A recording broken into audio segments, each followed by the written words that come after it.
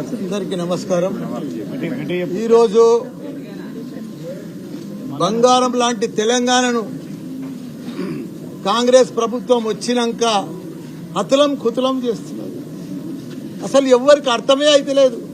ప్రజలంతా అయోమయంలో పడిపోయినారు. రైతులు ఇప్పుడు ఈరోజు మా సురేందర్ రెడ్డి నా అగ్రికల్చర్ ఆఫీస్లో 52 ఏళ్ల వయసు ఈరోజు మేడ్చల్ల ఊరేసుకొని చనిపోయిండు, రుణమాఫీ కాలేదని. ప్రతి ఒక్క రైతులు కూడా మా కేసీఆర్ పాలనలో రైతులు ఎంత ఆనందంగా ఉన్నారు, ఎంత పంటలు పండించారు, దేశానికి ఆదర్శంగా నిలిచింది. మా తెలంగాణ రాష్ట్రం పంటలలో రైతులలో అంత మంచిగా నడిచారు.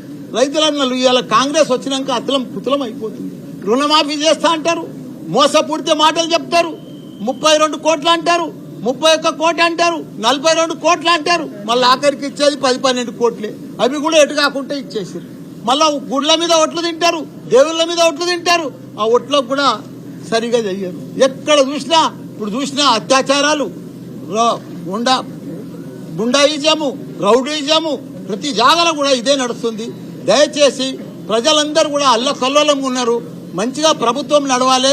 కాంగ్రెస్ ప్రభుత్వం వచ్చినాక పెద్ద పెద్ద స్కీములు చెప్పిర్రు, కానీ వాళ్ళు ఏం ఇంప్లిమెంట్ చేయలేకపోతున్నారు. రైతులను కూడా రుణమాఫీ చేసి రైతులను ఆదుకోవాలని కూడా, మిగతా రుణమాఫీ చేసి ఆదుకోవాలని కూడా కోరుతున్నా. అందరికి కూడా నమస్కారం.